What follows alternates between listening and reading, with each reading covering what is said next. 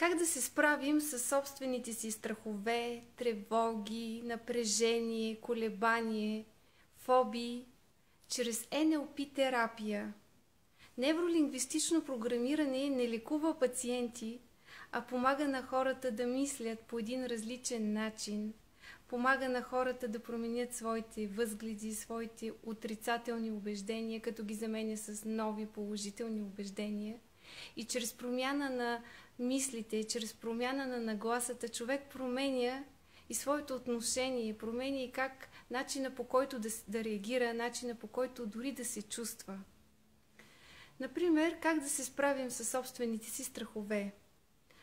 Страхът като негативно чувство понякога не е чак толкова лошо чувство, даже е добре да го изпитваме, особено в ситуации, в които ни държи настрани от някакви проблеми, като да се нараним, да се порежем, да се ударим, държи ни настрани от това да пресечем на червено някое кръстовище и да ни сгази автомобил, да се надвесваме прекалено много над някоя тераса, защото, виждате ли, ние не изпитваме страх.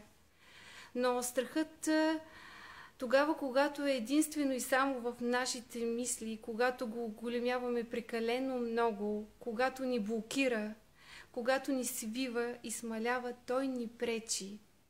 НЛП терапия помага да се освободим от този страх, чрез дисоцииране на тази реалност, която ни пречи, на тази реалност, от която ние се страхуваме и която единствено и само в ума ни. Като, например, да се тревожим за утрешния ден, какво би се случило, как бихме се представили, какво ни предстои. И това не е страх от самите случки, от самите ситуации, а е страх от един евентуален бъдещ стрес, който тези ситуации биха ни причинили. Организирам индивидуална консултация, но и консултация в група, тъй като енергията на групата подпомага много повече да добием една нова гледна точка. Това е единственото нещо, от което се нуждаем, за да променим начина си на мислене и да променим нагласата си чрез добиване на нови гледни точки. Груповите терапии са всяка сряда, вече 3 часа от 19 до 22 часа. Заповядайте, ако искате да се чувствате свободни.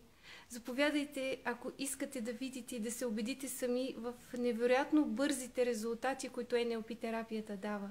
Заповядайте, ако искате да промените живота си. Ще ви очаквам.